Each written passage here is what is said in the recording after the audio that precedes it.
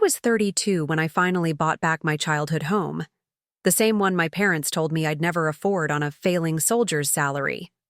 The Henderson family house on Maple Drive had stood for nearly 6 decades, a modest 2-story colonial, with peeling white paint and blue shutters that never quite hung straight. The place where my father had told me I'd amount to nothing. The place where my mother had sighed in disappointment when I enlisted instead of marrying the accountant from church. The house I was now legally evicting them from. It wasn't supposed to end this way. But life rarely follows the path you expect, does it? Growing up in Westbrook, Connecticut, I was the middle child in a family that prized academic achievement above all else. My father, Richard Henderson, was the high school principal, respected, feared, and perpetually disappointed in me. My mother, Eleanor, taught piano lessons from our living room, her fingers moving gracefully over ivory keys while her words cut sharper than any knife. "Jessica, why can't you apply yourself like your sister?" she'd ask, shaking her head as she examined my C+ in algebra. My older sister, Catherine, was already on her way to medical school. My younger brother, Michael, was a math prodigy being scouted by Ivy League programs since he was 14. And then there was me, Jessica Henderson. Average grades. Attitude problems. The girl who asked too many questions and didn't know her place. "Your problem," my father would say, jabbing his finger at my report card, "is that you lack discipline. You lack focus. You think life is some great adventure instead of the serious business it actually is." Maybe he was right. I'd spend hours sketching designs for buildings instead of studying chemistry. I'd run track until my lungs burned because I loved the feeling of freedom, not because it would pad my college applications. When I announced my intention to join the Army after high school, the living room went silent. My father's face turned that particular shade of purple I'd come to recognize as his "Jessica has disappointed me again" color. "The military?" he spat. "That's your grand plan? You're throwing away your education to play soldier?" My mother placed her hand on his arm, but her expression mirrored his disappointment. "Darling, perhaps you should reconsider. The Henderson name has a certain standard to uphold in this community. I enlisted anyway. The day I left, my father didn't come to say goodbye." My mother hugged me briefly, her body stiff. "When this phase is over, you'll always have a home to come back to," she said, as if I'd announced a gap year backpacking through Europe instead of serving my country. That was 12 years ago. 12 years of service, of finding purpose in chaos, of discovering I had talents my parents had never bothered to notice. I specialized in logistics and supply chain management, skills that translated surprisingly well into the private sector. While deployed, I completed my bachelor's degree in business management online. No one was there to attend my virtual graduation. I worked my way up from private to staff sergeant, managed million-dollar equipment inventories, and coordinated supply routes through hostile territories. I discovered I had a knack for seeing the big picture, for anticipating needs before they became critical. For the first time in my life, I wasn't a disappointment. I was essential. When my second tour ended, I took a risk. I used my savings and VA benefits to start a consulting business helping companies streamline their supply chains. The irony wasn't lost on me. The girl who lacked discipline was now teaching Fortune 500 companies how to be more efficient. I called home occasionally, brief conversations that always left me feeling hollow. My sister had become the successful surgeon everyone expected. My brother was now a financial analyst with a corner office in Manhattan. And I was still, in my parents' eyes, the family failure. "Consulting?" my father had scoffed during one call. "Is that what they're calling unemployment these days?" I stopped calling as frequently after that. Stopped sending Christmas cards. Stopped trying to prove my worth to people who had decided my value before I'd even discovered it myself. Then came the email from my childhood friend Taylor, still living in Westbrook. "Did you hear your parents are facing foreclosure? Your dad's Retirement fund took a hit in the market crash, and I guess they remortgaged the house a few years back. It's going up for auction next month. I stared at that email for hours, watching the cursor blink against the blue light of my laptop screen in my Seattle apartment. Outside, rain pelted against the windows, a constant rhythm that usually calmed me. Not tonight. Tonight, I felt something, unfamiliar stirring in my chest. Not quite satisfaction, not quite sorrow, but something in between. The foreclosure shouldn't have surprised me. My father had always been prideful, but terrible with money. He believed his position as principal entitled him to a certain lifestyle, one that often stretched beyond our means. My mother enabled it, maintaining appearances at all costs. The country club membership they couldn't afford. The luxury car payments that strained our grocery budget. The vacations they'd take while telling me college funds were too tight for someone with your academic prospects.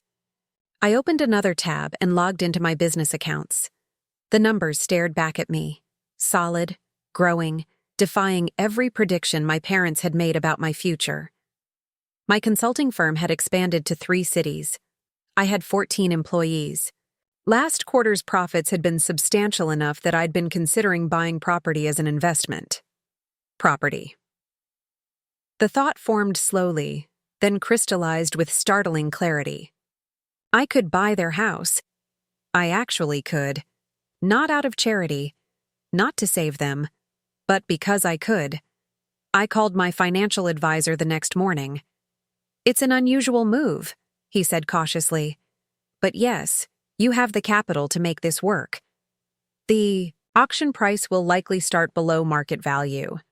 Just be clear about your motivations here, Jessica." My motivations? I wasn't entirely sure of them myself. Was it revenge? Justice? Closure? Perhaps all 3. I booked a flight to Connecticut, without telling anyone from my past life. The red-eye landed at Bradley International on a crisp autumn morning. The rental car's GPS guided me through familiar roads that somehow looked smaller than I remembered. Main Street with its row of colonial storefronts. The high school where my father had ruled with disciplinarian fervor. The park where I'd go to escape when the pressure at home became too much. The auction was held at the county courthouse, a granite building with imposing columns. I wore a charcoal business suit, hair pulled back, projecting the confidence of someone who belonged in rooms where important decisions were made. No one recognized me. Why would they? The awkward Henderson girl had disappeared years ago. When lot number 47 came up, 236 Maple Drive, my heart accelerated. The auctioneer described it with clinical detachment. 4-bedroom colonial, approximately 2,700 square feet on half an acre. Starting bid at $275,000 due to outstanding liens. I raised my paddle at $280,000. Someone countered with $290,000. I went to $310,000. Back and forth until I made my final bid, $365,000. The gavel came down with a finality that sent shivers through me. I had just purchased my childhood home. The paperwork took 2 days to complete. I didn't approach my parents during that time, though I drove by the house once, watching my mother tend to her roses in the front garden, oblivious to the fact that her daughter now held the deed to the soil she was cultivating. Instead, I visited Taylor, who had taken over her family's hardware store on Main Street.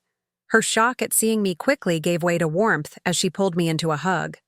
"You look successful," she said, leaning back to examine me. "Military life agreed with you." "Huh?" "Life after the military has been even better," I replied, accepting the coffee she offered. "I own a consulting company now. Supply chain and logistics." Her eyebrows rose. "Impressive. And now you're back because?" I hesitated, then decided on honesty. "I bought my parents' house at auction." The coffee mug stopped halfway to her lips. "You what?" "They don't know yet," I added, watching her face cycle through confusion, concern, and understanding. "Jess," she said slowly, "what exactly are you planning to do?" It was a fair question. One I had been asking myself since I boarded the plane. "They're getting an eviction notice tomorrow," I said finally. "Legally, I need to give them 30 days. Taylor set her mug down carefully. "And after that?" I looked out the window at the town that had shaped me, both through nurture and neglect. "I haven't decided yet." The truth was more complicated. In my briefcase sat multiple documents. The eviction notice, yes, but also 3 alternatives I had drafted on the flight. A rental agreement at fair market value, a lease-to-own option with stringent conditions, and a third document, one that even now I wasn't sure I could follow through with. Taylor didn't push for details. Instead, she filled me in on the past decade of Westbrook gossip. My father's increasing rigidity at school until his forced retirement 3 years ago. My mother's social standing that had diminished as their financial troubles became harder to hide.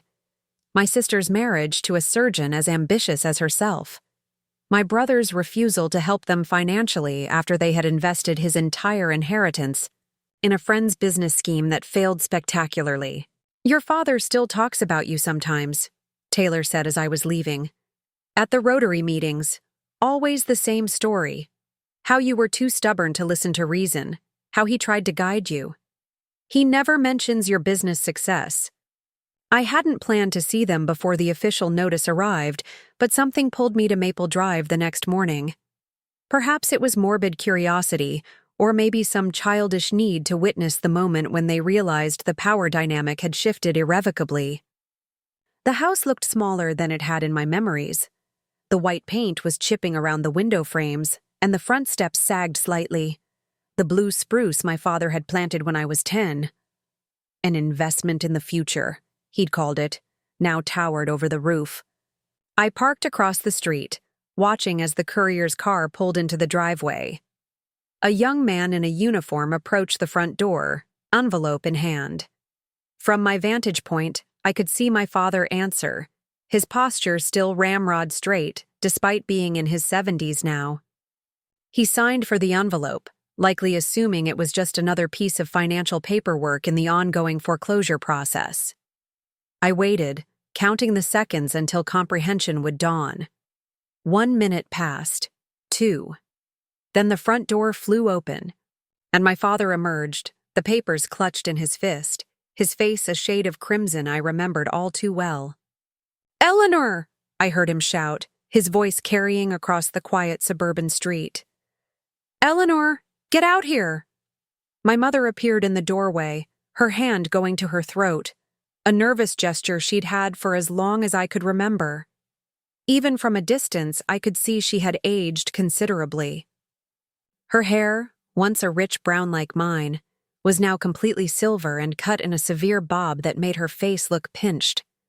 They stood on the porch, huddled over the document, expressions morphing from confusion to disbelief.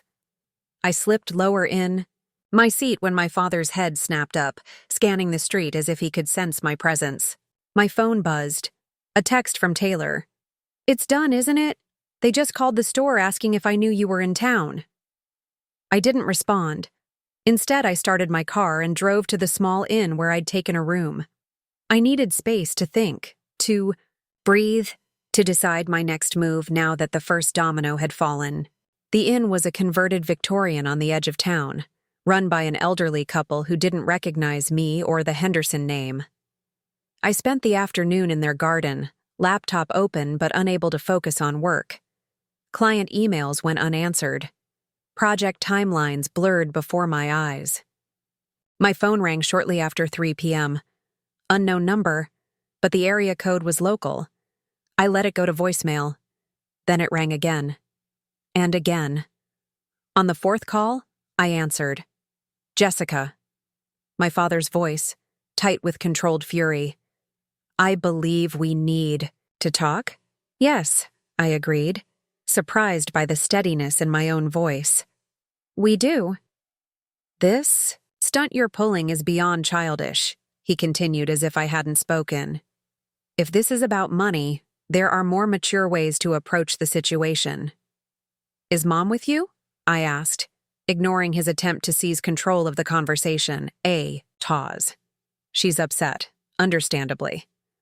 I'll meet you at Westbrook Coffee at 10 a.m. tomorrow, I said. Both of you. Now listen here. I ended the call, something I never would have dared to do in my previous life. The old Jessica would have apologized, would have rushed to accommodate their schedule, would have let him dictate the terms of our meeting. But I was no longer that person. That evening, I prepared meticulously, reviewing my options, calculating figures, rehearsing what I would and wouldn't say. I laid out my clothes for the meeting, a tailored navy suit that projected authority without ostentation. I was no longer the daughter seeking approval. I was a businesswoman managing a property acquisition.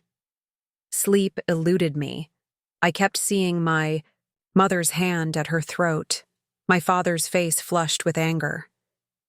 Despite everything, these were the people who had raised me.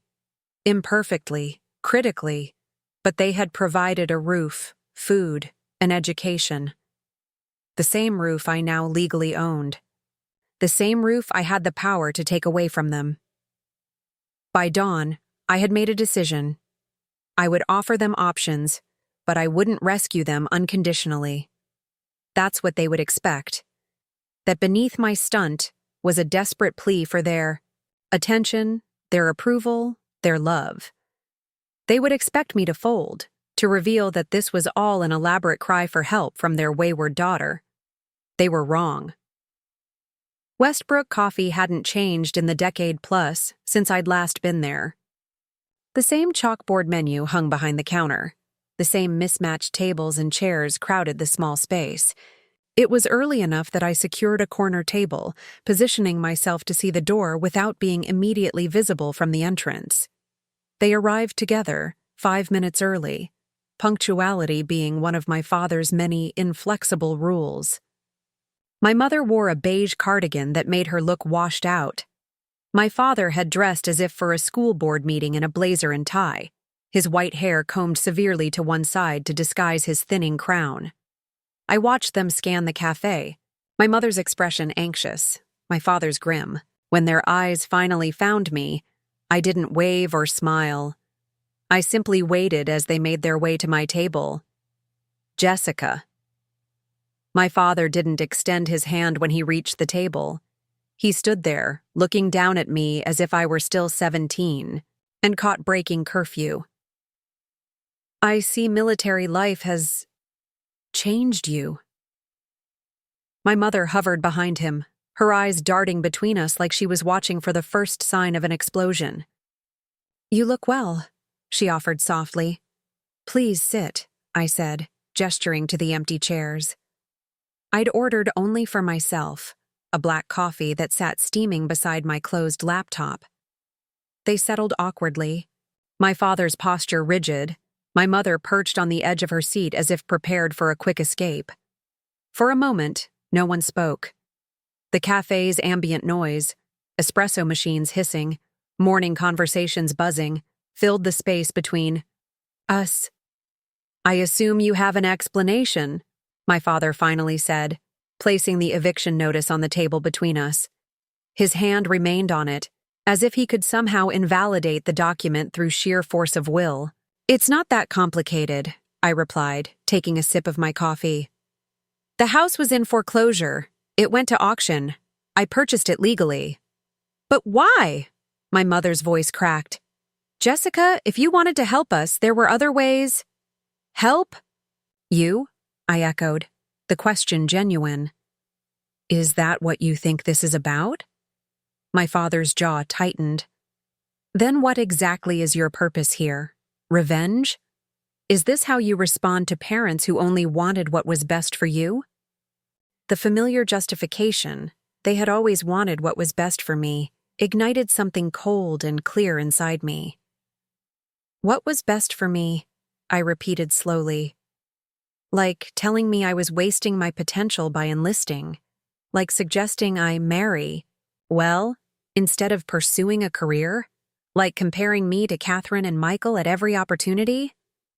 We pushed you because we saw your capabilities, my father countered. Someone had to hold you accountable. You held me to standards I never chose for myself, I corrected him. You decided who I should be without ever asking who I was.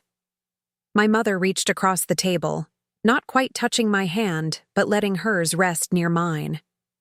Darling, we were trying to guide you. Perhaps we were too harsh at times, but it came from love. Did it? I asked quietly. When was the last time either of you asked about my life, my business? Did you know I have 14 employees now? That my consulting firm has contracts with companies whose names you would recognize from television?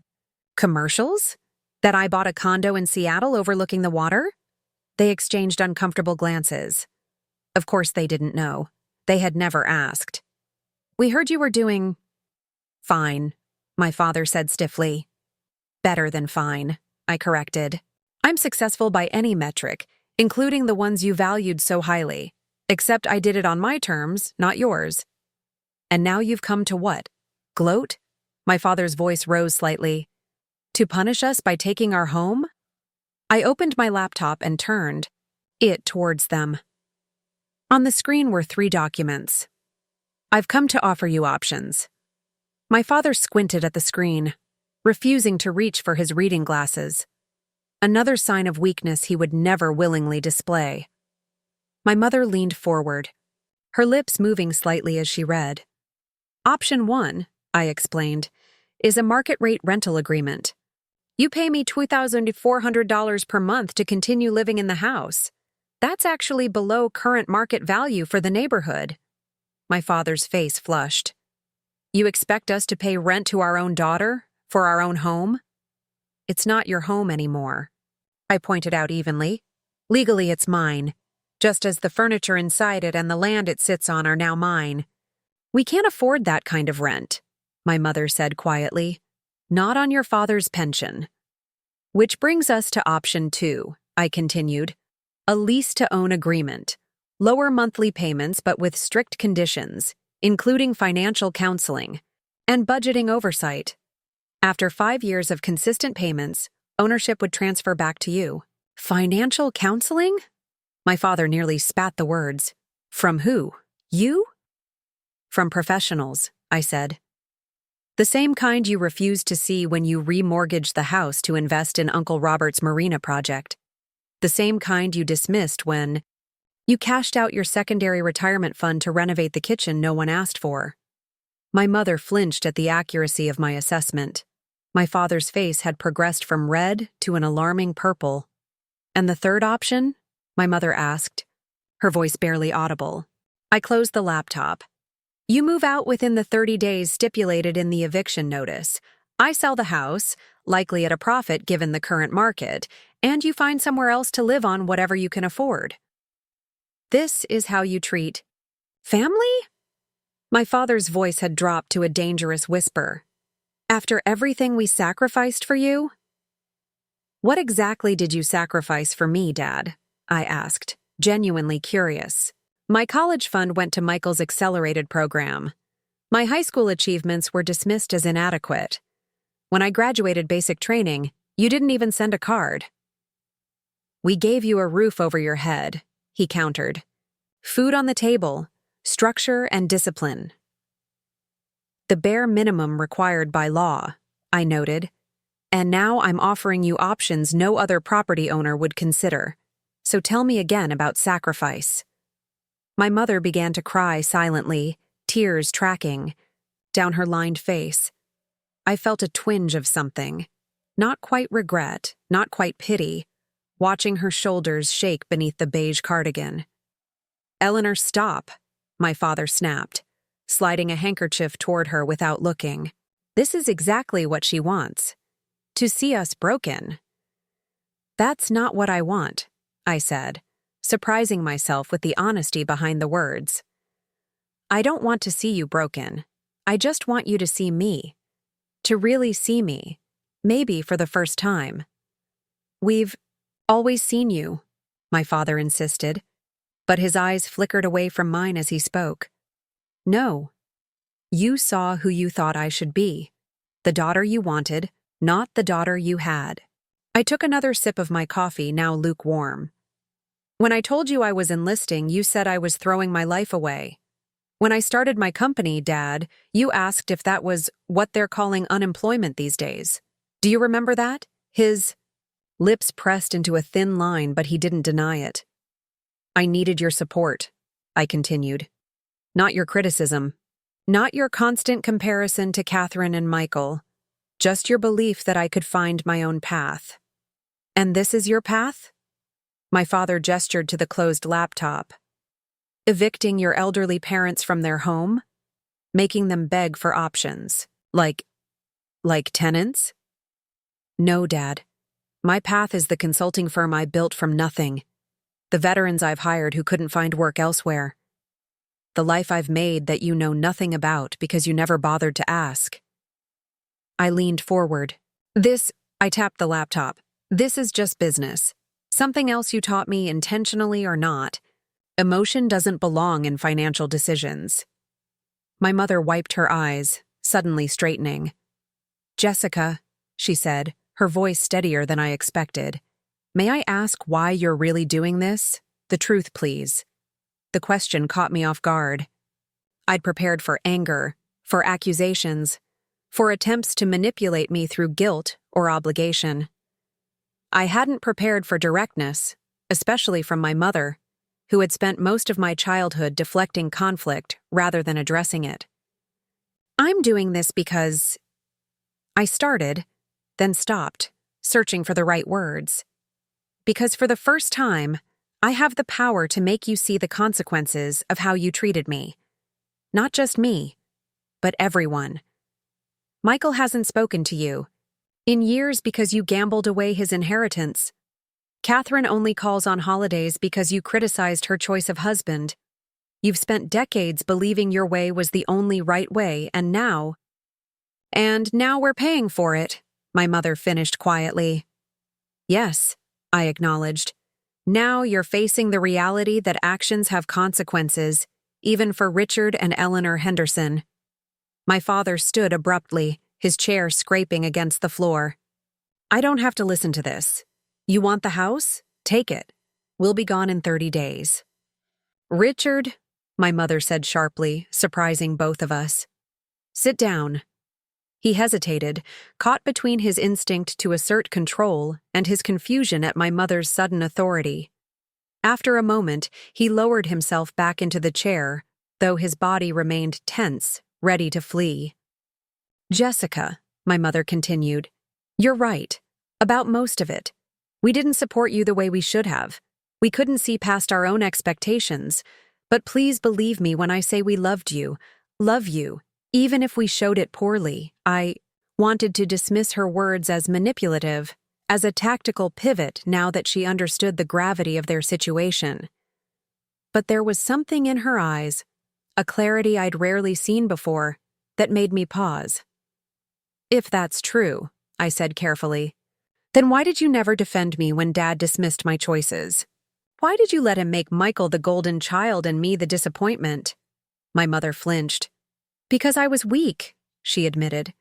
Because I'd spent so long deferring to your father's judgment that I forgot how to trust my own. Because it was easier to go along than to challenge the narrative he'd created about our family. My father stared at her, genuine shock registering on his face. Perhaps in 40-plus years of marriage, this was the first time she'd spoken this truth aloud. Eleanor, he began, but she held up her hand, stopping him. You know I'm right, Richard. We've lost Michael already. We're practically strangers to Catherine. And now Jessica, our Jessica, who survived combat zones and built a business from nothing, is sitting across from us, not as a daughter, but as a property owner, because we couldn't give her what she needed most. The cafe seemed to recede around us, the ambient noise fading as the three of us sat in a bubble of decades-old pain finally surfacing. And what was that? My father asked, his voice uncharacteristically subdued. He wasn't looking at my mother. He was looking at me, really looking, perhaps for the first time since I'd told him I was enlisting. Acceptance, I said simply. Not conditional love based on achievements or compliance, just acceptance of who I was who I am. A silence fell between us, heavy with unspoken words and missed opportunities. My father's shoulders slumped slightly, the rigid posture finally giving way to something that looked almost like defeat. My mother reached for his hand, and after a moment he allowed her to take it. "We can't afford the rent," my father finally said, his voice rough. "Not what the house is worth now." I nodded, having expected this response. "I know. Your pension, after the school district's budget cuts, isn't enough to cover market rate housing anywhere in Westbrook." "Not anymore." "Then why offer it as an option?" my father asked, a flash of the old accusation returning to his voice. "Because I wanted to be transparent about all possibilities," I replied. "Something you never were with me about our family finances." My mother winced at that. The vacation home in Vermont they'd promised to buy but never could afford. The college fund that supposedly existed until suddenly it didn't. The constant refrain of "we'll manage" while credit card statements piled up in the drawer of my father's desk. "What about the second option?" my mother asked tentatively. "The lease to own?" I reopened my laptop, pulling up the document. This would mean monthly payments of $2,500, much lower than market rate, but it comes with strict conditions. Such as? My father's voice was tight. Complete financial transparency. Monthly reviews with a financial advisor I would select and pay for. No major purchases without consultation. No loans or credit applications. I looked directly at him. And family counseling. Counseling? He practically spat the word. Absolutely not. The Henderson family does not air its private matters to strangers. The Henderson family is about to be homeless, I countered evenly. Pride doesn't keep the rain off your head, Dad. My mother placed a restraining hand on his arm when he started to rise again. Richard, please, let's hear her out. I continued. 4 sessions per month. One with all of us together, one with just you two, and individual sessions for each of you. And you? My father asked. Would you be participating in these sessions? Yes, I confirmed. I would attend the group session and have my own individual appointment. Why? My mother asked quietly. If this is about the house, why the counseling requirement? I took a deep breath. This was the crux of it, the part I'd wrestled with during my sleepless night. Because this isn't just about the house. It's about whether we have any chance at a real relationship moving forward. I don't want to be your landlord forever. But I also can't go back to being the daughter you never approved of. My father stared into his untouched coffee, the fight visibly draining from him. For a moment, he looked every one of his 74 years. And the third option? We just leave? You vacate as required by the eviction notice. I sell the house. You find an apartment with whatever resources you have left. I kept my voice neutral, stating facts rather than threats. My mother's hand trembled as she reached for her purse. May we have some time to discuss this privately? Of course, I said. You have 7 days to decide which option you're taking. After that, I'll proceed with option 3 by default. 7 days? My father's head snapped up. That's not enough. Time to... It's 5 days more than you gave me to decide whether to accept a full scholarship to state or lose all financial support from you when I turned down Northeastern, I interrupted, a memory surfacing that I hadn't revisited in years. Remember? 2 days to make the right choice, Jessica. That's all you get. The recognition in his eyes told me he remembered. My mother looked between us, confusion evident on her face. Another family ultimatum she'd apparently never been privy to. We'll let you know, she said softly. I closed my laptop and gathered my belongings. I'm staying at the Hearthside Inn through the weekend. After that, you can reach me via email. As I stood to leave, my mother reached out suddenly, her fingers brushing my wrist. Jessica, are you happy? In your life now, are you happy? The question was so unexpected, so fundamentally different from anything they'd ever asked me before, that I paused. Yes, I answered honestly. I built a life that suits me. I have purpose, good friends, work that challenges me. I'm happy. Something like wonder crossed her face. I'm glad, she whispered. I'm sorry we couldn't see it. My father remained silent, but I caught the slight tremor in his hand as he folded the eviction notice and tucked it into his jacket pocket. I left them sitting there, my mother's question echoing in my head as I walked back to my rental car. Was I happy? Yes. But there was still an empty space inside me, a void where family should have been. I had colleagues who spoke fondly of Sunday dinners with parents, of introducing new partners to mom and dad, of calling home just to share good news. I had none of that. Never had. As I drove back to the inn, I wondered if I'd pushed too far, if the counseling requirement was my own way of forcing a reckoning that might never have happened naturally. Maybe this wasn't about the house at all. Maybe it was about the home I'd never really had. That evening, Taylor called to check in. So, how did it go? I gave her the condensed version, omitting the raw emotional moments, focusing instead on the 3 options I'd presented. Counseling? She sounded surprised. You really think your dad will agree to that? No, I admitted. I think he'll fight it until the bitter end. But maybe my mom. She always did what he wanted, Taylor reminded me gently. For as long as we've known them. She spoke up today, I said, recalling my mother's unexpected assertiveness. Maybe for the first time in their marriage. Desperation can change people, Taylor observed, or reveal who they've always been beneath the surface. I gazed out the window of my room, watching darkness settle over the town that had shaped and constrained me in equal measure. 7 days, I murmured. We'll see who they really are in 7 days. The next morning, I woke to several missed calls from an unknown number. No voicemails, no texts. Just 6 calls between 2 a.m. and 5 a.m. I had a suspicion I knew exactly who it was and what state they'd been in when dialing. I dressed and went downstairs for breakfast, choosing a table by the window. The innkeeper's wife, Mrs. Chambers, brought me coffee and homemade scones, chatting about the unseasonably warm weather and asking vague questions about my business in town that I deflected with practiced ease. You know, she said, refilling my cup, you remind me of someone. There was a family here, the Hendersons. The father was the high school principal for years. You have his chin, I think. I froze mid-sip. Is that so? She nodded, studying my face. The daughter joined the military, if I recall, caused quite a stir.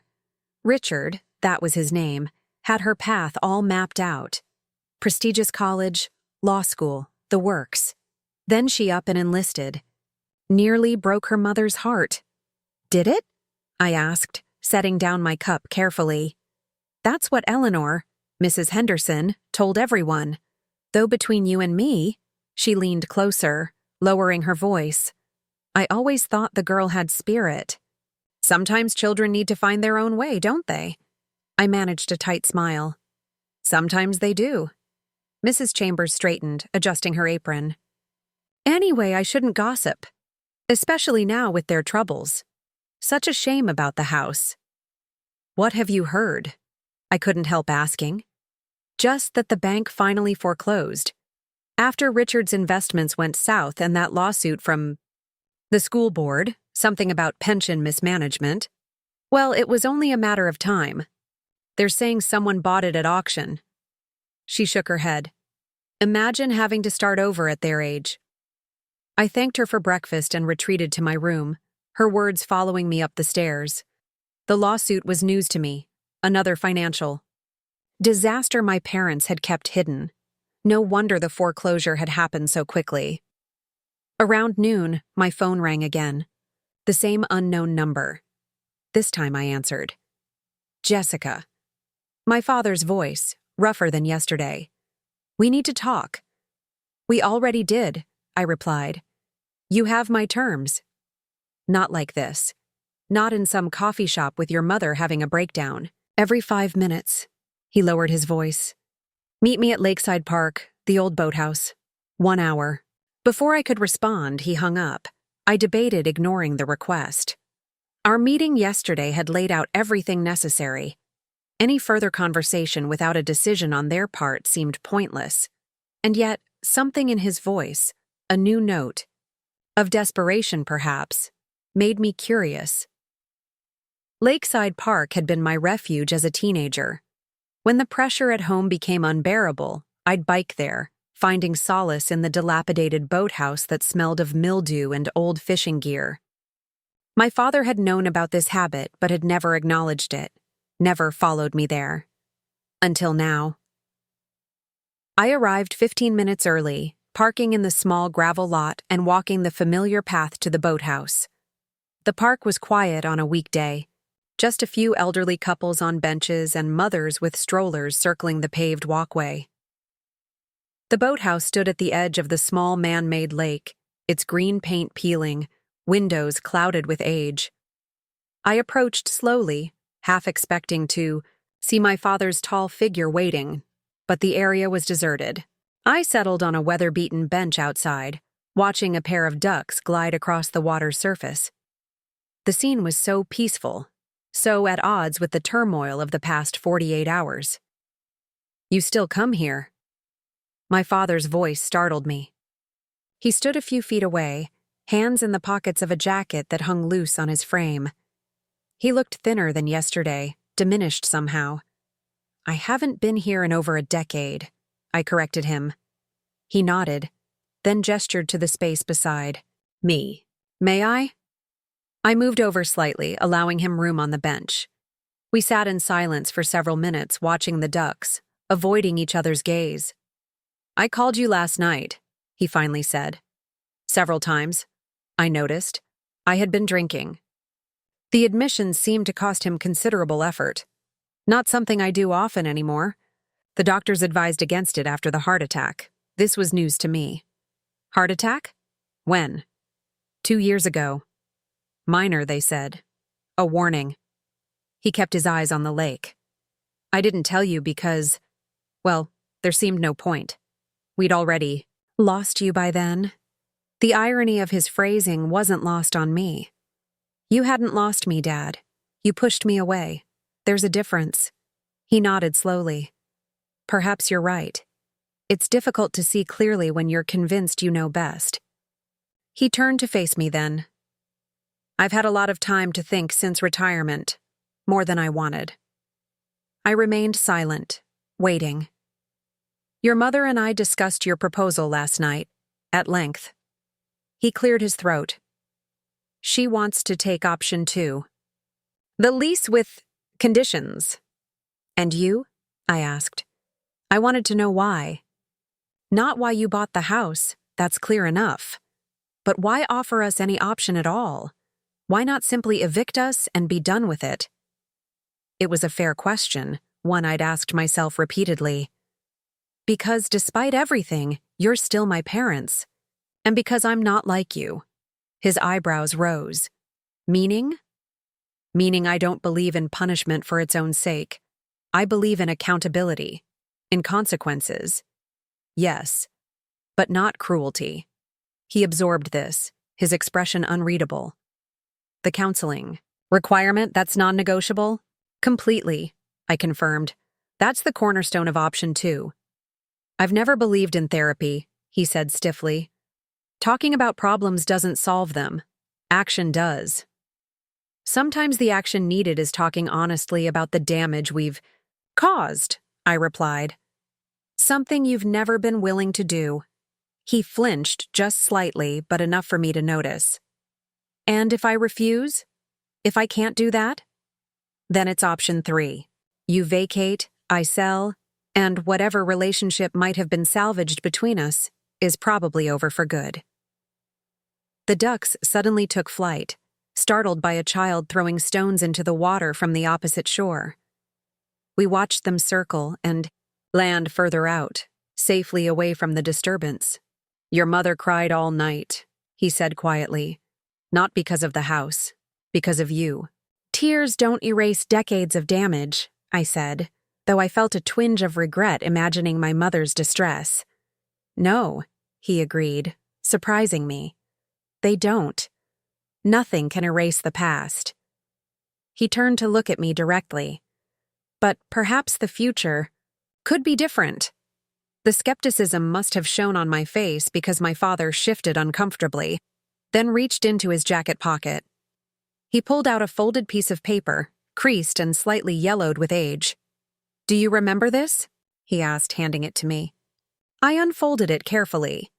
It was a drawing, a childish rendering of a house with 4 stick figures standing in front. The Henderson family was scrawled in wobbly letters across the top, the handwriting unmistakably my own from elementary school. Made this in 3rd grade, my father said. Mrs. Patterson's class. You brought it home and insisted we hang it on the refrigerator. I remember, I said quietly. I'd been so proud of that drawing, had spent hours getting the details right. My father's glasses, my mother's long hair, Michael's baseball cap, my own stick figure slightly apart from the others. We kept it, he continued, along with every report card, every certificate, every letter you sent from basic training. Your mother has a box in the attic with your name on it. I refolded the drawing, my fingers lingering on the paper. Having a box doesn't mean you supported me. No, he agreed. It doesn't, but it means we never forgot you, even when we couldn't understand your choices. He gestured to the drawing. Keep it.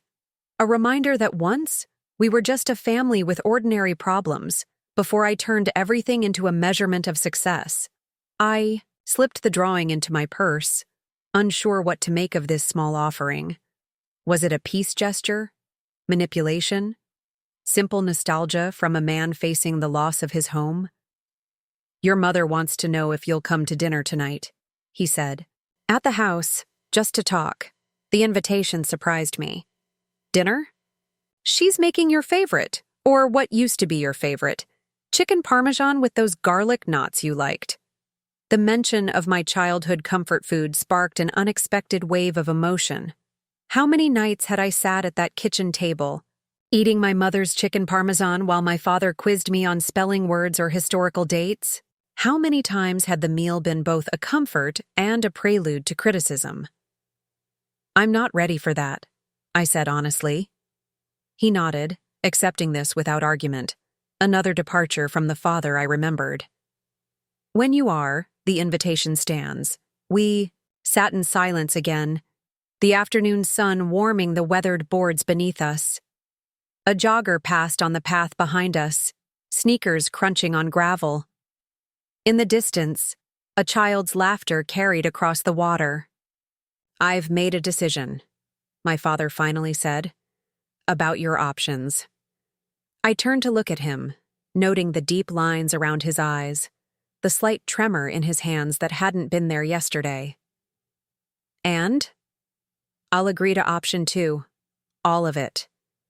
The financial oversight, the counseling, everything.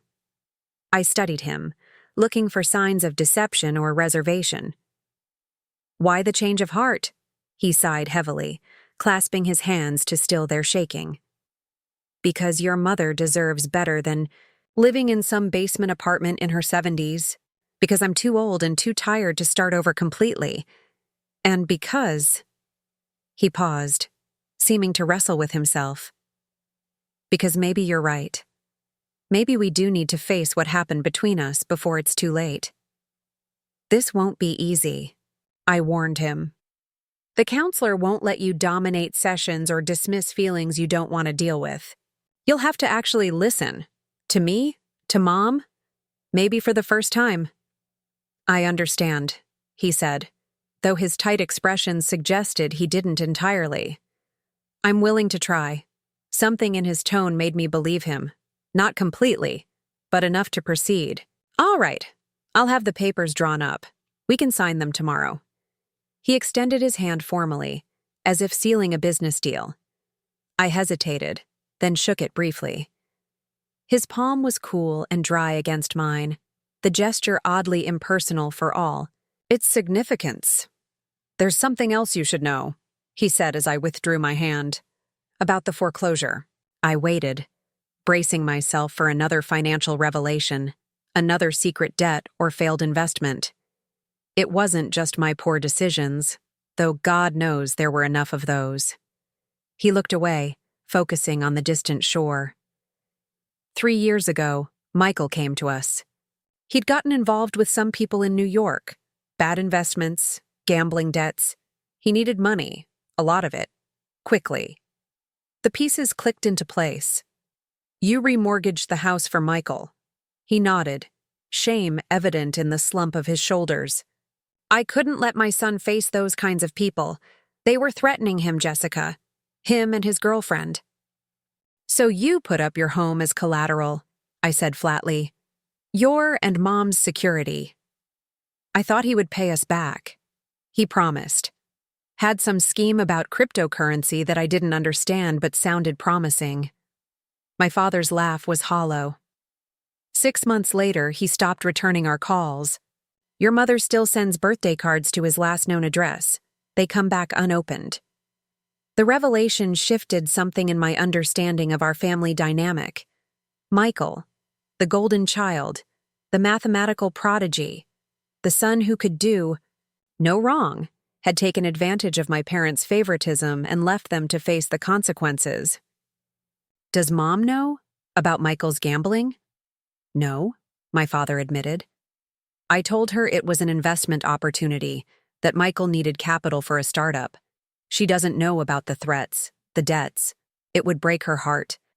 So you've been protecting her from the truth, just like you always protected her from the reality of our finances.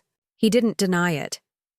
I wanted her to have peace, to believe in her son. Was that so wrong? I considered this. Keeping her in the dark didn't give her peace, Dad. It just kept her dependent on your version of events.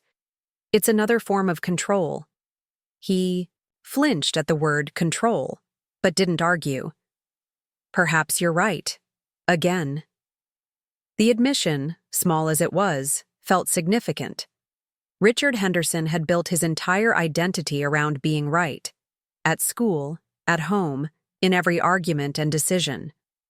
This acknowledgement of error, however minor, represented a hairline crack in the fortress of his certainty.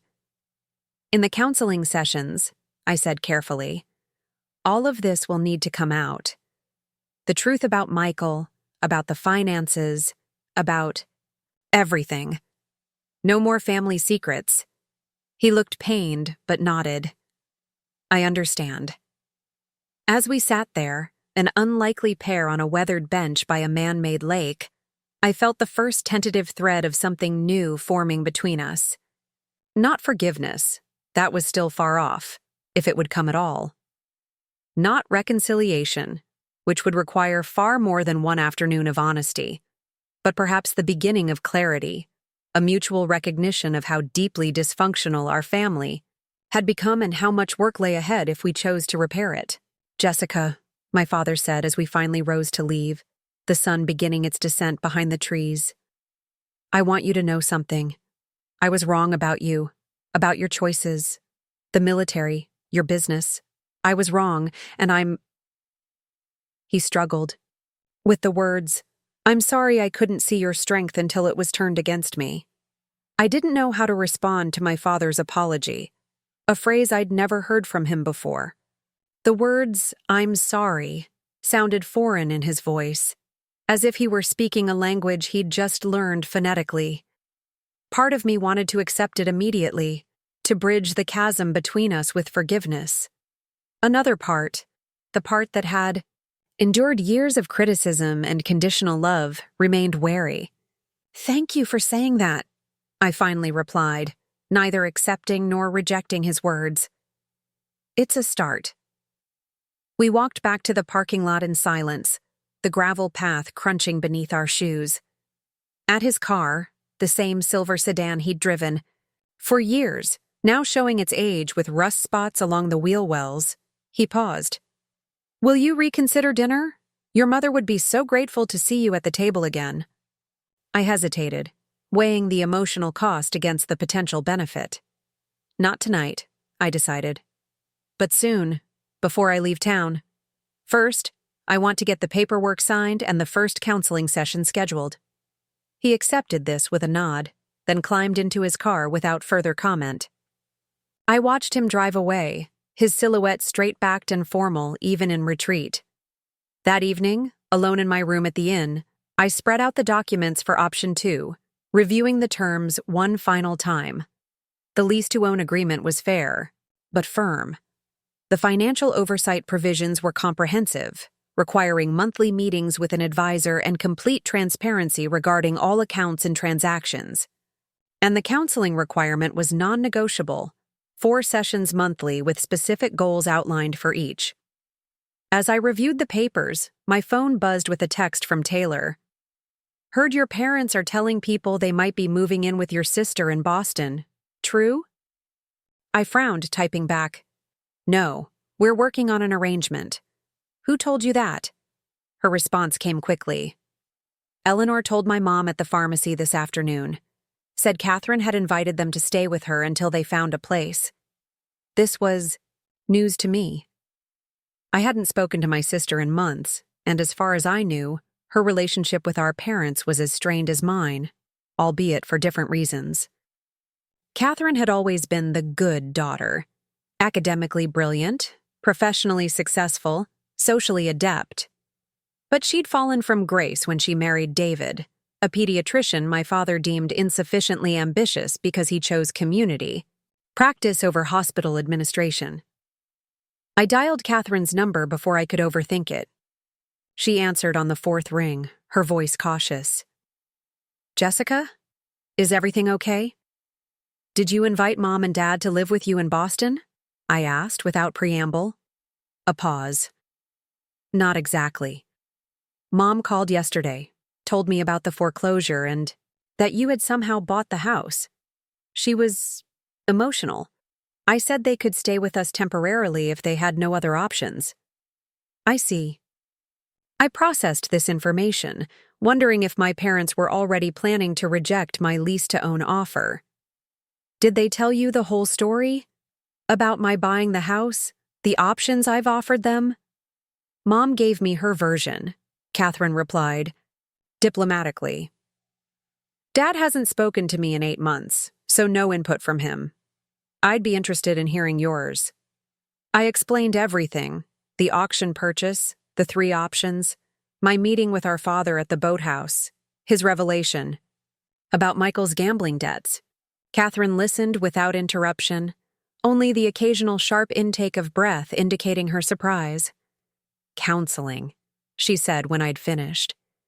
You really think Dad will go through with that? He says he will. We'll see. And you're doing this because...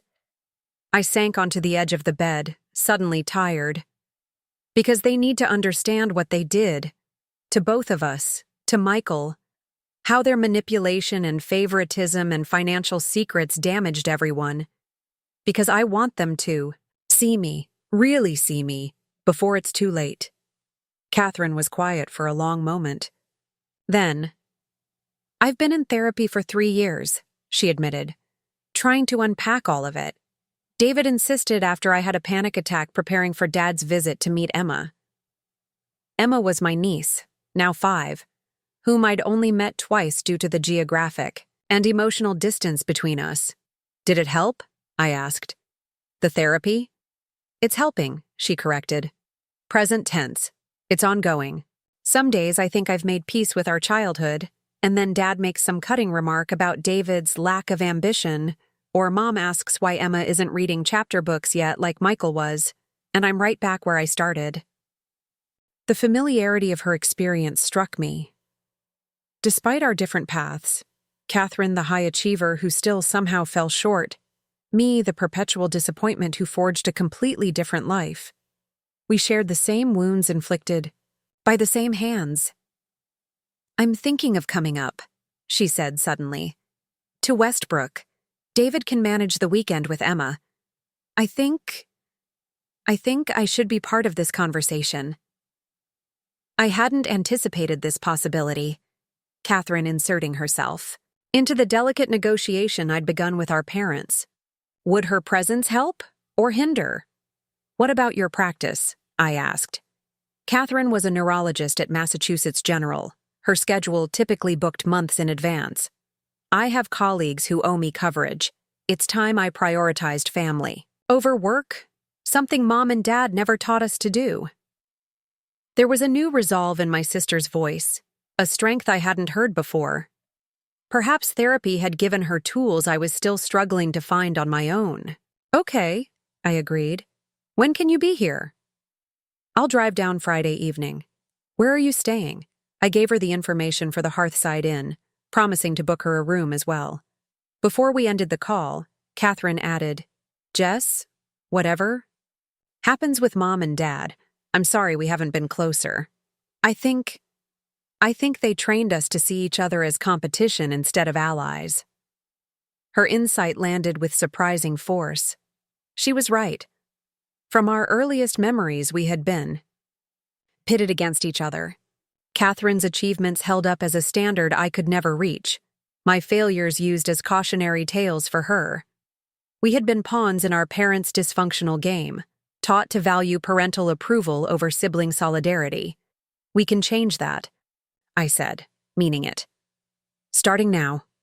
The next morning, I met my parents at a local attorney's office to sign the lease-to-own agreement. I had arranged for William Parker, a lawyer who specialized in family property transfers, to oversee the process. His presence would ensure everything was properly documented, preventing any future claims that I had coerced or misled my parents. My mother arrived first, dressed in what I recognized as her important occasion outfit, a navy skirt suit she'd worn to school functions and church services for as long as I could remember.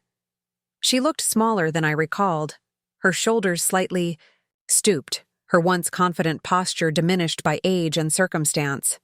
Jessica, she greeted me, her voice warm despite the formality of the setting.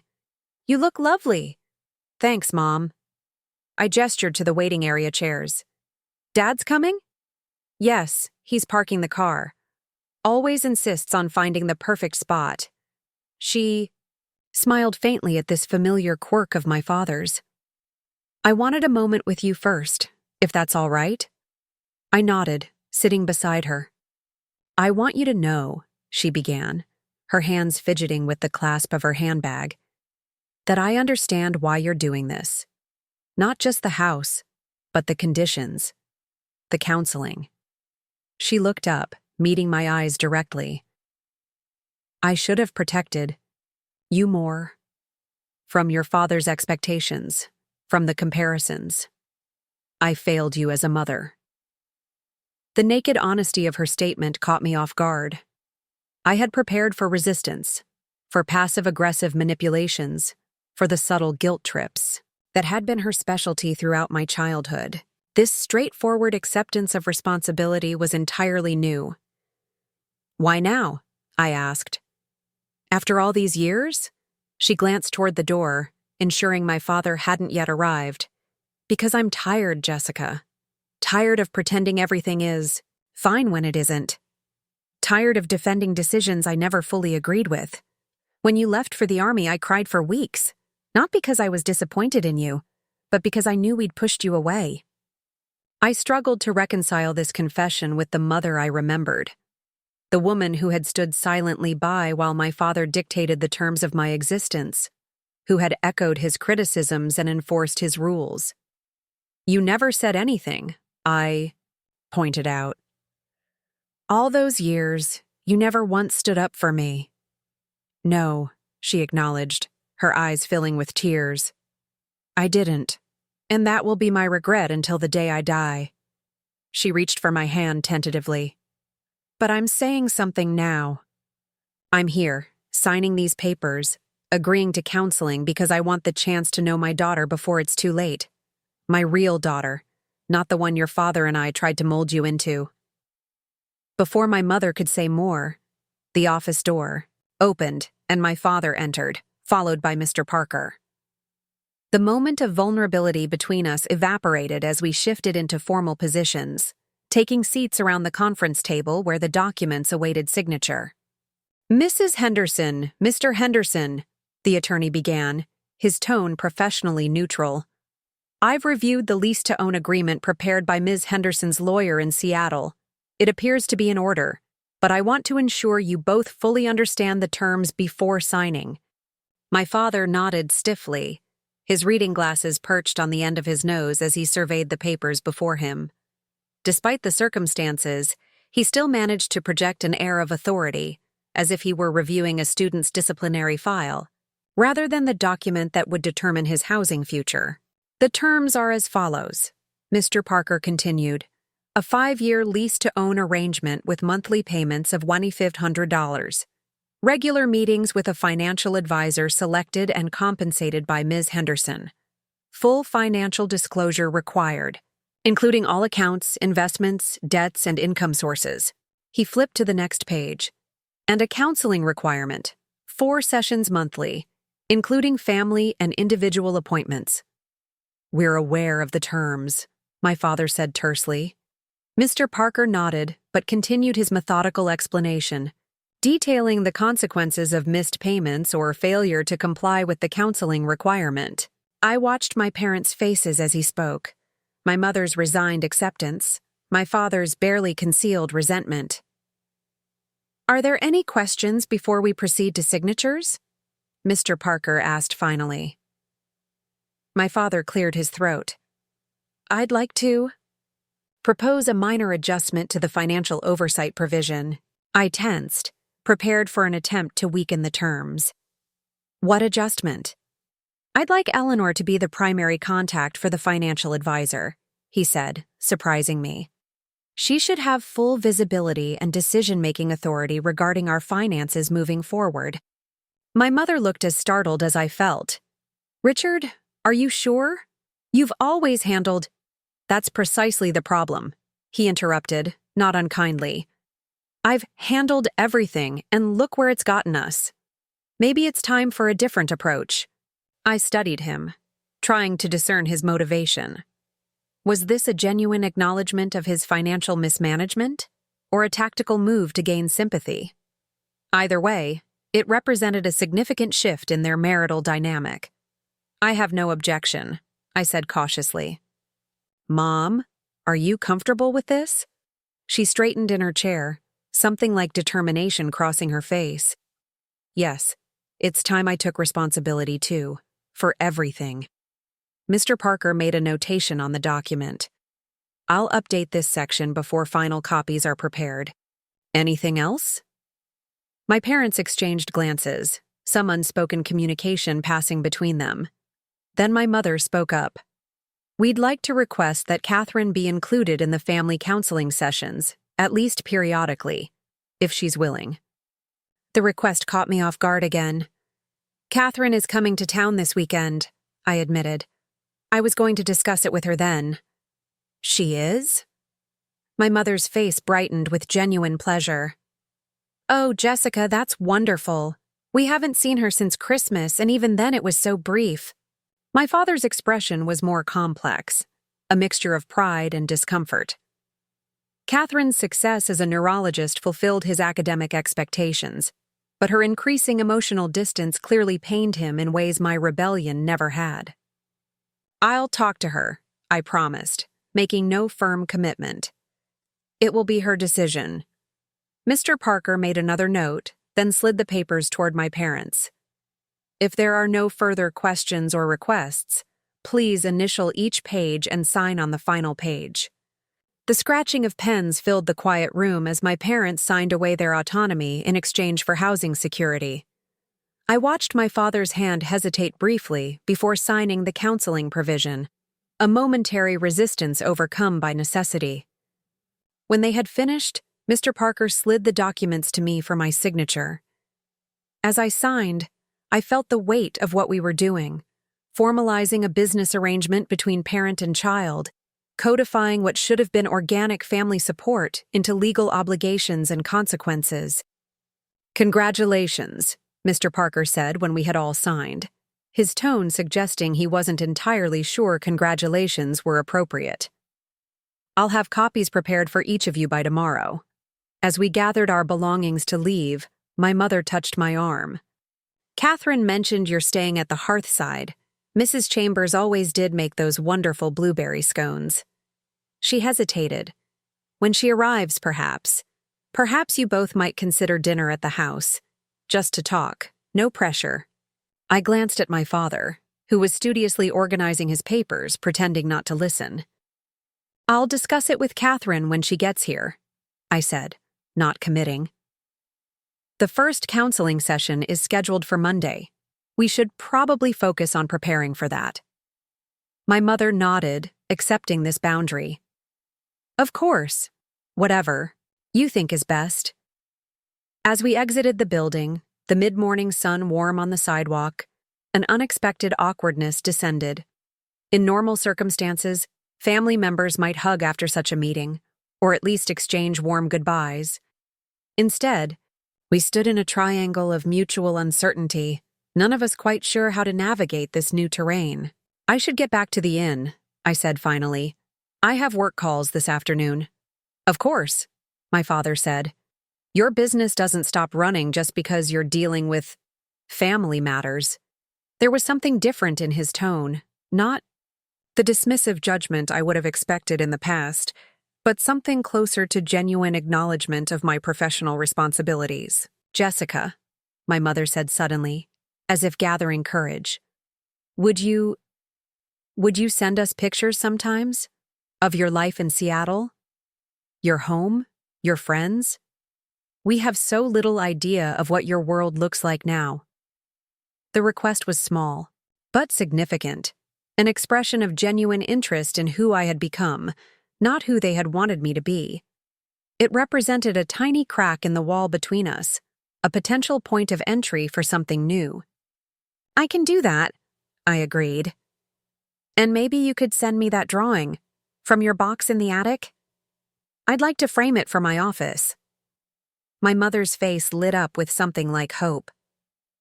"I'll find it tonight. There are other things too.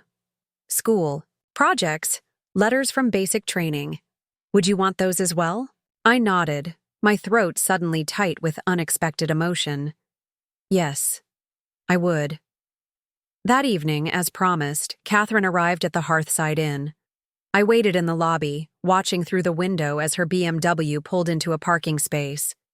She emerged, elegant, in a way I had never managed, her dark hair cut in a sophisticated bob, her movements precise and deliberate as she retrieved her overnight bag from the trunk. When she entered the lobby and saw me, she stopped for a moment, as if recalibrating her expectations.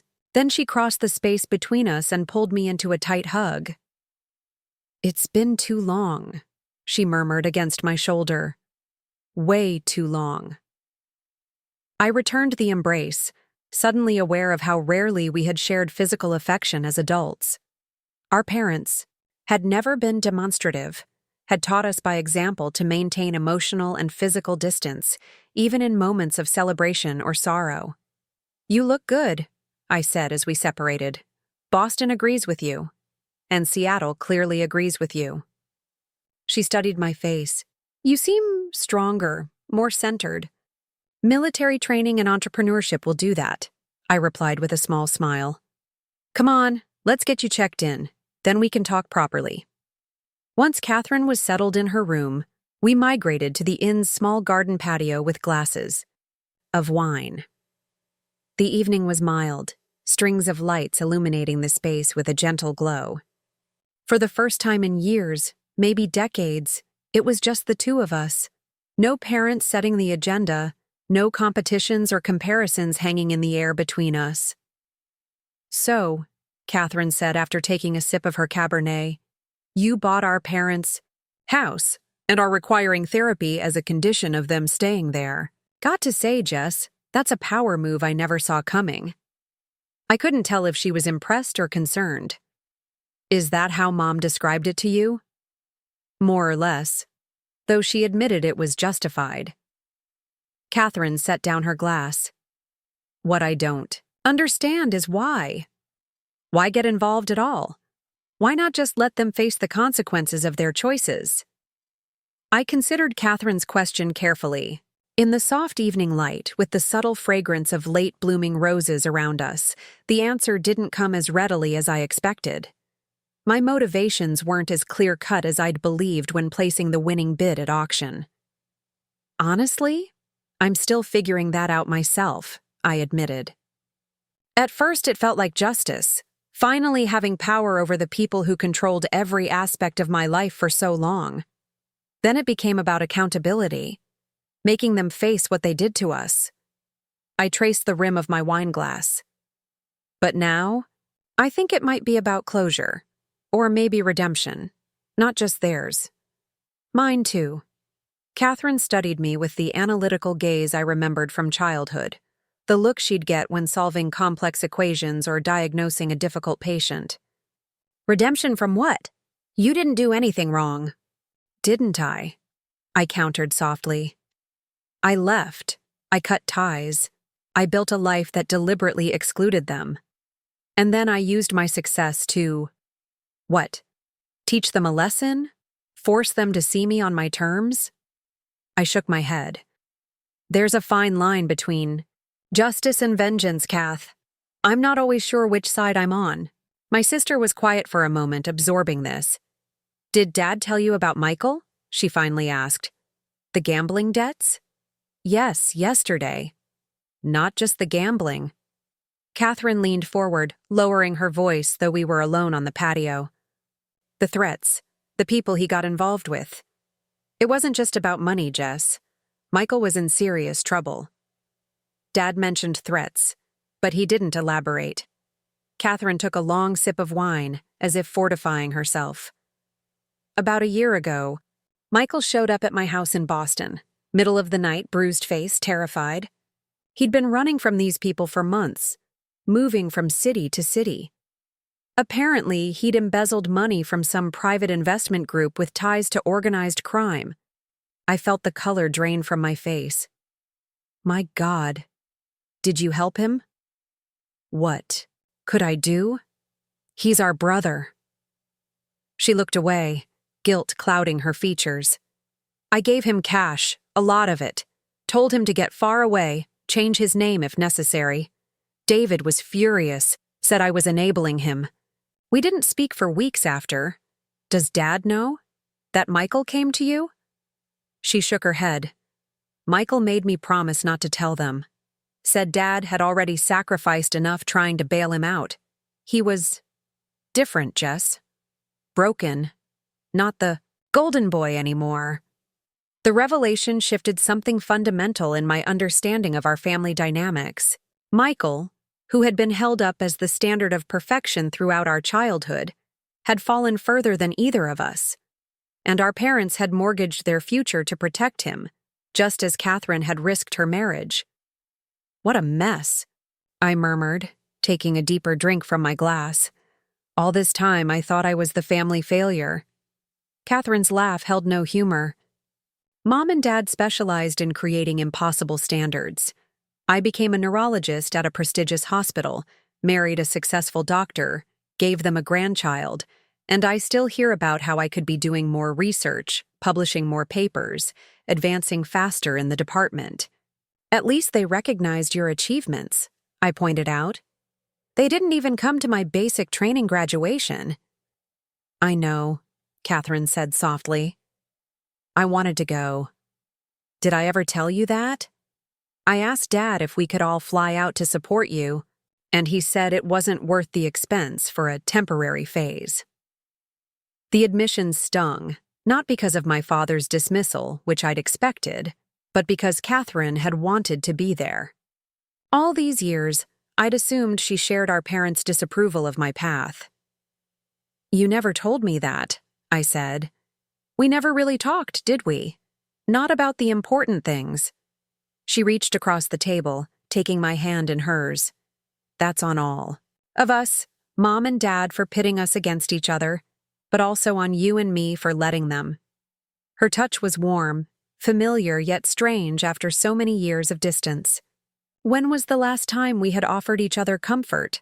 Had we ever? We're talking now, I said, squeezing her hand. Yes.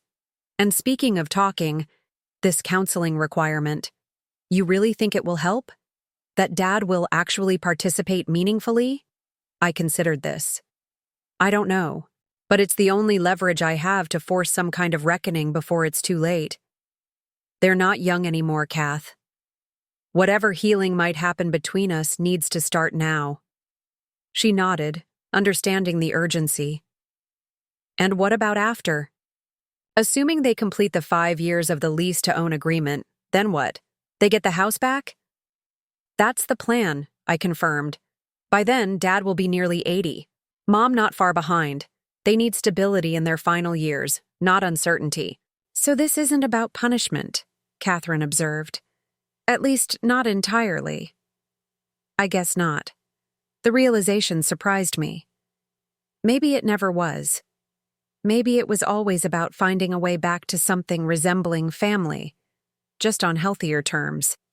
Catherine smiled slightly. The irony is that you, the rebel who escaped, are the one bringing us all back together. Who would have thought? Not Dad, that's for sure. I returned her smile, feeling a connection with my sister that had been dormant for too long. So, Mom asked if we'd come to dinner tomorrow night. At the house. What do you think? Catherine considered this, weighing the emotional risks against the potential benefits. I think we should. But on our terms, we arrive together. We leave together. We support each other if things get tense. Allied forces, I suggested. Exactly. The Henderson sisters' united front. She raised her glass in a mock toast. They won't know what hit them. We clinked glasses, sealing our pact. For the first time since arriving in Westbrook, I felt something shift within me, a letting go of the solitary burden I'd been carrying. I wasn't alone in this anymore. I had Catherine, and perhaps that was the missing piece I needed to navigate the complicated terrain ahead. The next morning, we met for breakfast in the inn's dining room. Mrs. Chambers fussed over Catherine, whom she remembered from high school science competitions and community events. 2 Henderson girls back in town, she marveled, setting down plates of her famous blueberry scones. Now that's something I never thought I'd see. Not together, anyway. As we ate, Catherine and I strategized for the evening ahead. What topics were safe? Which ones required more careful navigation? How to support each other if conversations became difficult? David wanted to come with me, Catherine admitted, stirring cream into her coffee. For moral support, but I thought that might complicate things further. How is he? I asked. And Emma? I haven't seen them since she was a toddler. Catherine's expression softened at the mention of her family. They're wonderful. Emma's reading now. Actually reading, not just memorizing stories. She's artistic like you were. Always drawing, creating. David says she gets it from the Henderson side. Mom mentioned she's not reading chapter books yet? Catherine rolled her eyes. Yes, because apparently all 5-year-olds should be tackling Little Women if they're going to get into Harvard. I finally told her to stop comparing Emma to Michael or me or anyone else, that she's her own person on her own timeline. I raised my eyebrows, impressed. How did she take that? Better than expected, actually. She seemed sad. Said something about not repeating mistakes. Catherine shrugged. I didn't push it, but it was the first time I felt like she might actually be reflecting on her parenting. After breakfast, we decided to explore Westbrook's downtown, a nostalgic tour of our shared past. We walked past the high school where our father had presided for decades, the library where Catherine had volunteered and I had hidden between the stacks to read books about distant places. We stopped at Taylor's hardware store, where my old friend greeted Catherine warmly and showed us pictures of her children. Your parents were in yesterday, Taylor mentioned casually. Buying light bulbs. They seemed different, less rigid somehow. They're going through some changes, I replied neutrally. Taylor gave me a knowing look. So I've heard. Town this size, news travels fast, especially news about the Hendersons. As we left the store, Catherine linked her arm through mine, a casual gesture of sisterhood that would have been unthinkable in our youth. Ready for tonight? She asked. I considered the question carefully. As ready as I'll ever be. At precisely 6 o'clock, we pulled into the driveway of 236 Maple Drive, now legally my property, though the mailbox still read Henderson in my father's precise lettering.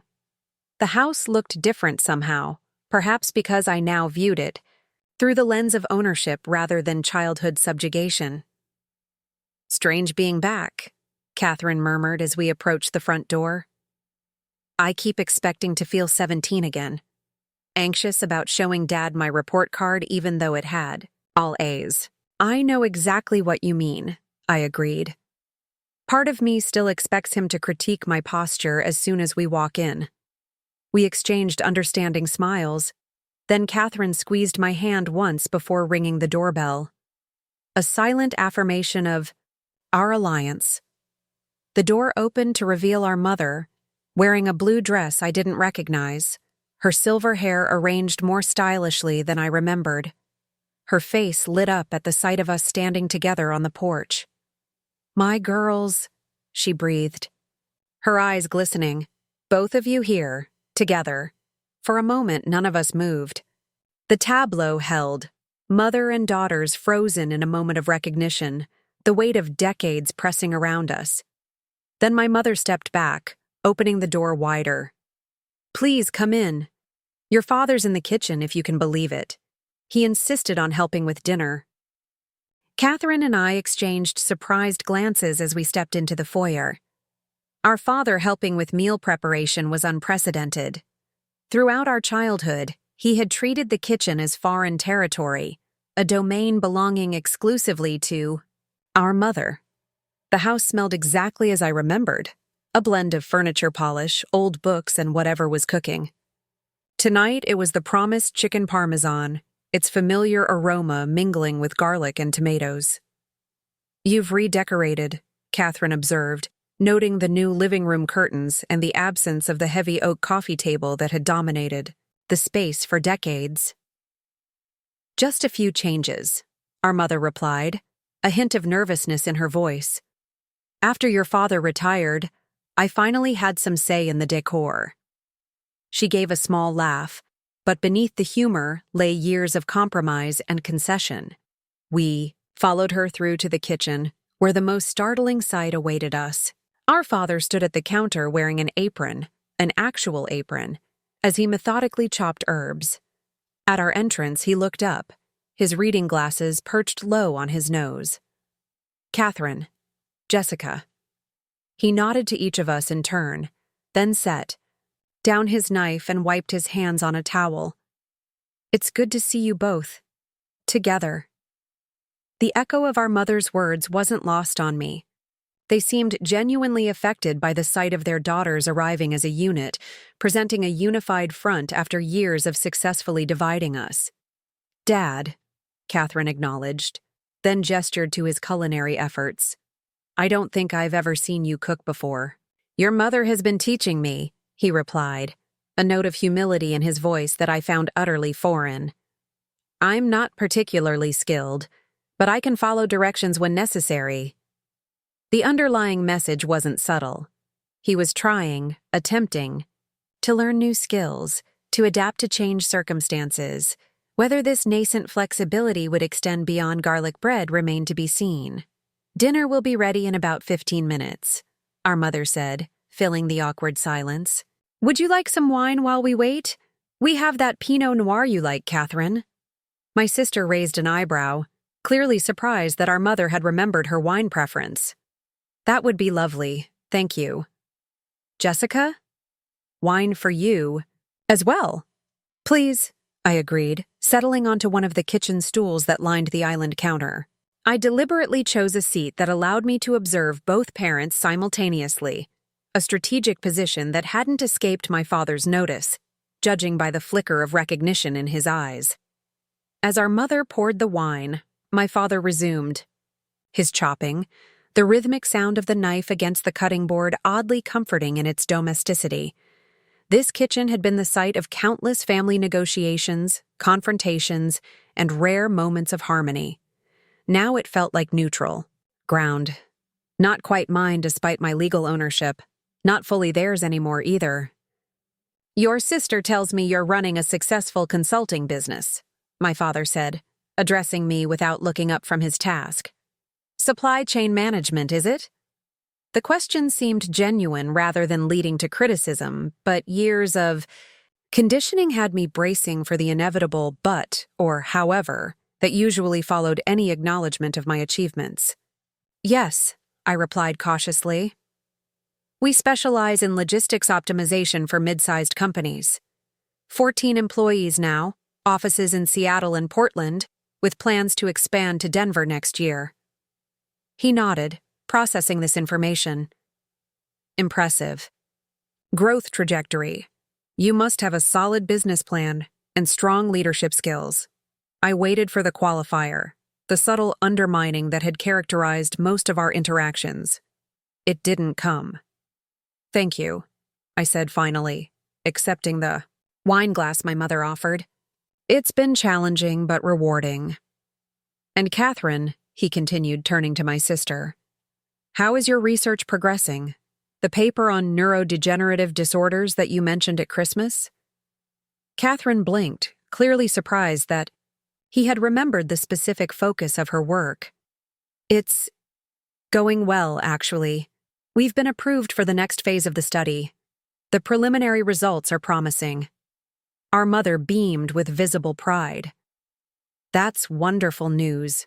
Both of our daughters doing such important work." The lack of comparison or ranking in her statement was jarring in its novelty. No subtle elevation of Catherine's medical research over my business achievements. No hint that academic pursuits were inherently more valuable than entrepreneurial ones. Just simple, equal pride. Dinner itself was served in the formal dining room, another departure from the everyday meals of our childhood. The table was set with the good china, the set reserved for holidays and special guests, and candles, flickered in silver holders I recognized from my grandmother's collection. "This feels like Thanksgiving," Catherine commented as we took our seats. "All that's missing is the uncomfortable political discussion with Uncle Robert." A ghost of a smile crossed my father's face. "Perhaps we can manage without that particular tradition tonight." The meal progressed with careful conversation. Safe topics like the weather in Seattle versus Boston, Catherine's updates on Emma's kindergarten achievements, general observations about how Westbrook had changed over the years. We navigated around the more volatile subjects, Michael's absence, the house situation, the impending counseling sessions, as if by unspoken agreement. It wasn't until dessert, my mother's homemade tiramisu, another childhood favorite, that my father cleared his throat and addressed the elephant in the room. "I think we should discuss the counseling requirement," he said, setting down his fork with deliberate precision. "The first session is scheduled for Monday, and I believe we should all be prepared for what that might entail." The abrupt shift in conversation tightened the atmosphere immediately. Catherine straightened in her chair, while I felt myself instinctively tensing. "What would you like to know?" I asked, keeping my voice neutral. "I've never been to therapy," my father admitted. "I have no frame of reference for what to expect, or what will be expected of me." The vulnerability in his admission was startling. Richard Henderson had always projected absolute certainty, had always positioned himself as the authority on every subject. This acknowledgement of ignorance represented a profound departure from his typical stance. "It's not an interrogation." "Dad?" Catherine offered, her professional demeanor softening slightly. "At least it shouldn't be. It's more of a facilitated conversation." "About painful subjects," he noted, his discomfort evident. "Yes," I agreed. "About difficult memories, patterns that have hurt all of us, expectations that were damaging. But also about what we want moving forward, It's not just about rehashing the past. My mother reached across the table, briefly touching my hand. I want you both to know that I'm committed to this process. Whatever comes up, whatever painful truths emerge, I'm ready to face them.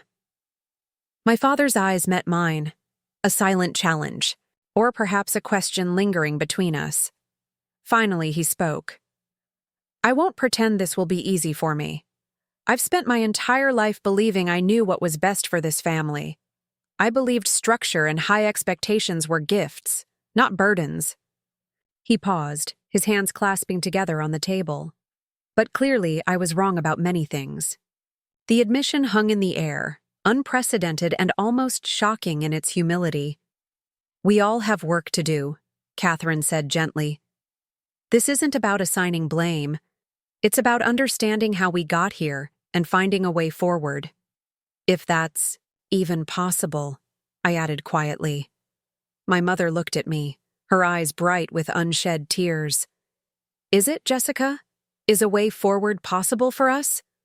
The directness of her question caught me off guard. For years, I'd fantasized about having power over my parents, about forcing them to acknowledge their mistakes. Now that the moment had arrived, I found myself uncertain. Was revenge what I truly wanted? Or was it something deeper, recognition? Understanding, perhaps even reconciliation? I don't know, I answered honestly.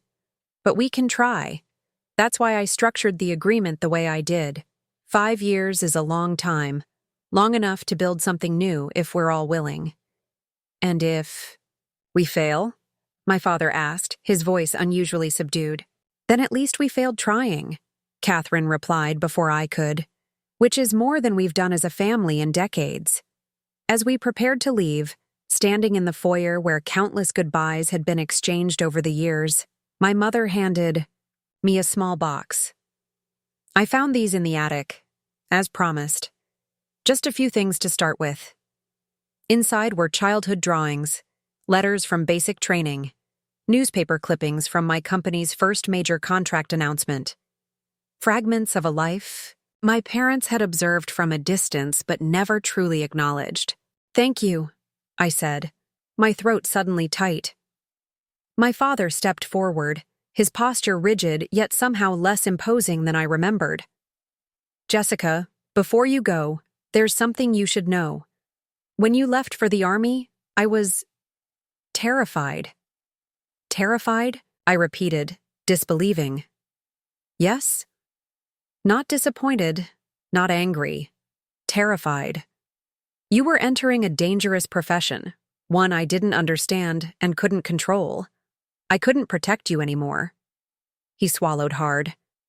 It was easier to be angry than afraid. Easier to convince myself you were making a mistake than to admit I was losing you to a world where my influence couldn't reach. The revelation stunned me into silence. All these years, I'd interpreted his reaction as rejection, as confirmation, that I'd never measure up to his standards. The possibility that fear had motivated his behavior had never occurred to me.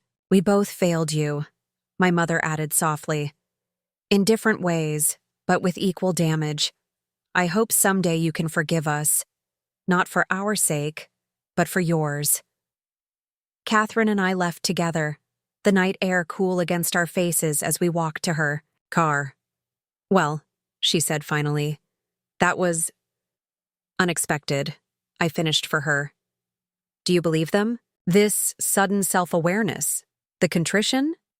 I considered the question carefully. I believe they're sincere right now. Whether that translates to meaningful change over time remains to be seen. And the house? The lease agreement? Are you really going to return it to them after 5 years? If they fulfill all the conditions, yes, I confirmed. But this was never really about the house, Kath. It was about power, rebalancing it, using it to create change rather than control. I think I finally understand that. 6 months later, I returned to Westbrook for our scheduled quarterly family session. The changes were subtle but significant. My parents sat together on the therapist's couch. My father's rigid posture softened, somewhat, my mother more vocal than in previous sessions. Catherine joined via video call, Emma occasionally visible in the background. We weren't healed, not completely. Some wounds ran too deep for simple resolutions. My father still struggled with direct emotional expression.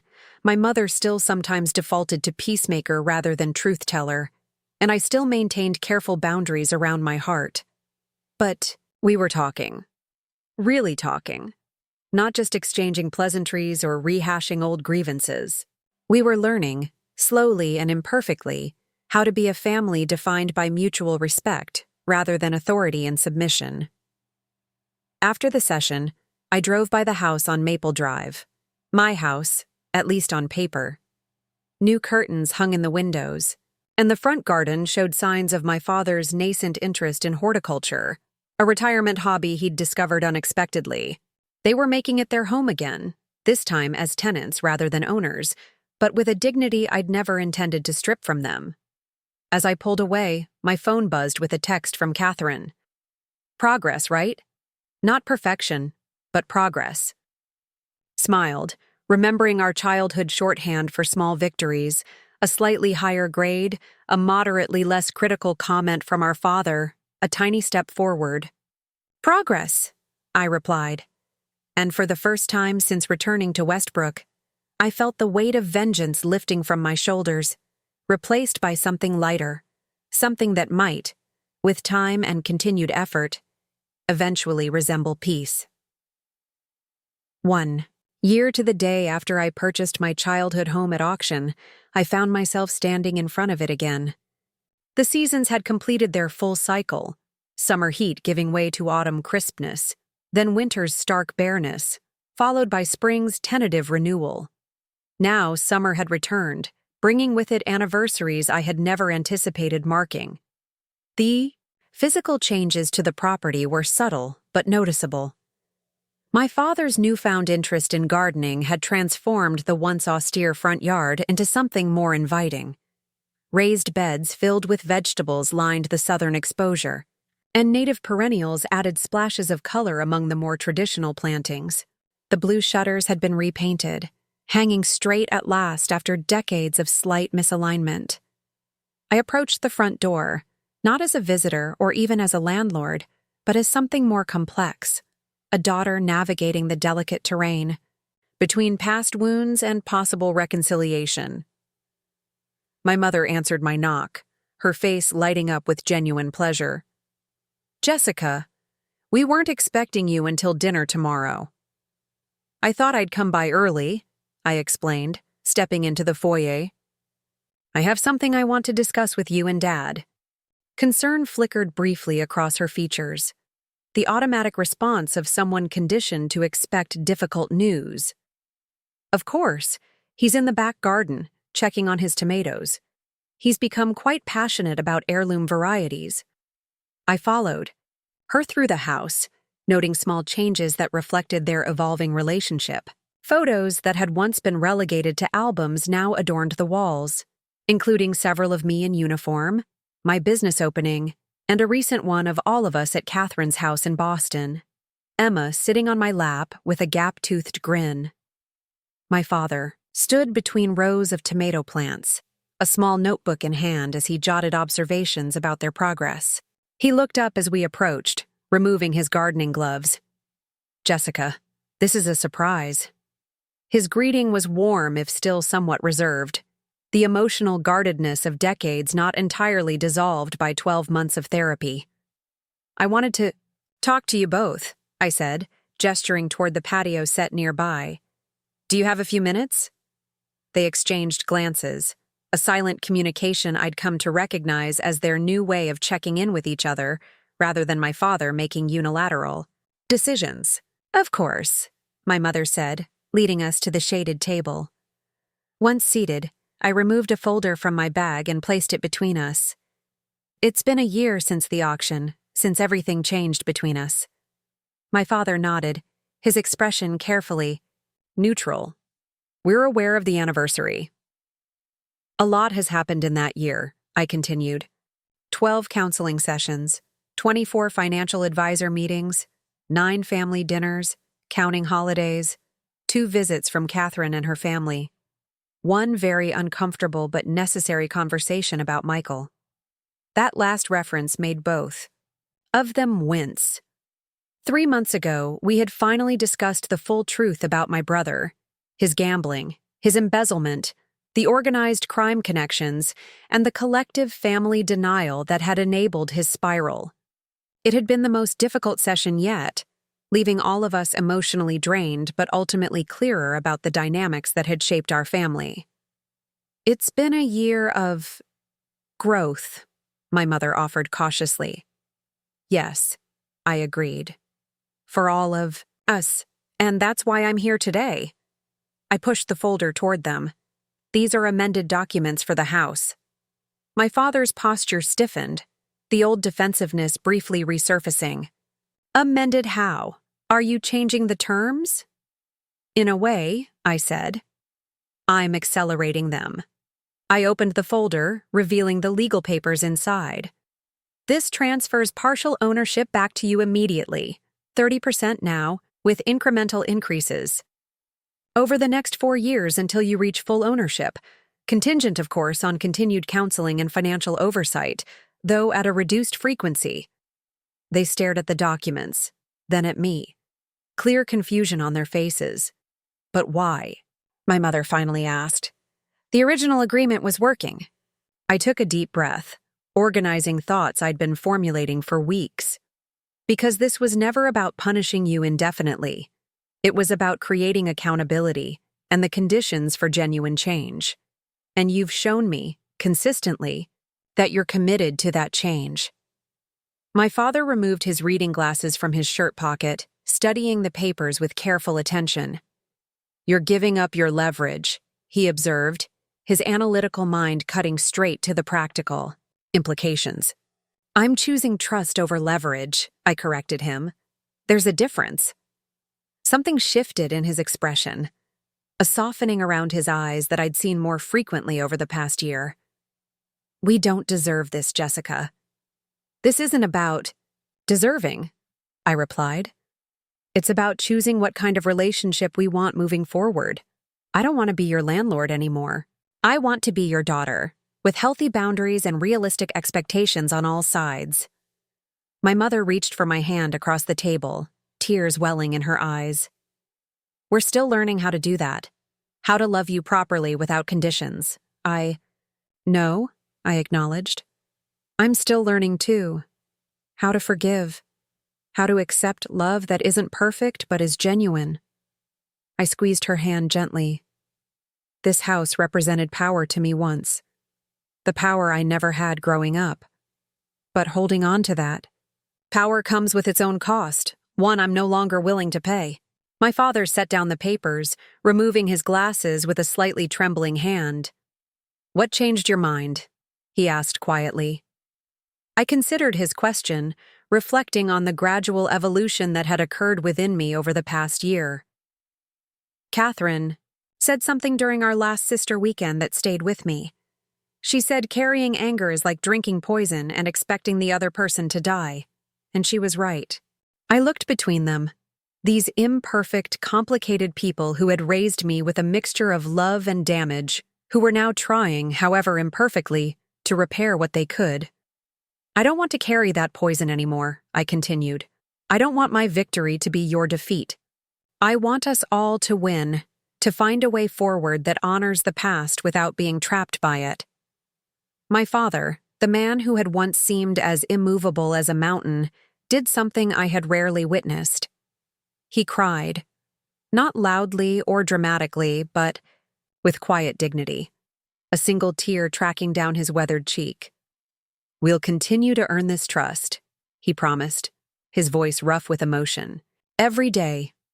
My mother nodded in agreement, her grip on my hand tightening. As we sat in the garden my father had planted, new growth emerging from soil that had long lain dormant, I realized that some victories aren't measured in terms of power gained, but in chains relinquished. I had come to Westbrook seeking justice and found something more valuable: the possibility of healing, not just for my parents, but for myself. The house on Maple Drive would always carry the echoes of our complicated history. But now it could also become something new. A place where three adults were learning day by day how to be family to one another. Not perfect, not without boundaries, but connected by something stronger than obligation or guilt. Connected, at last, by choice.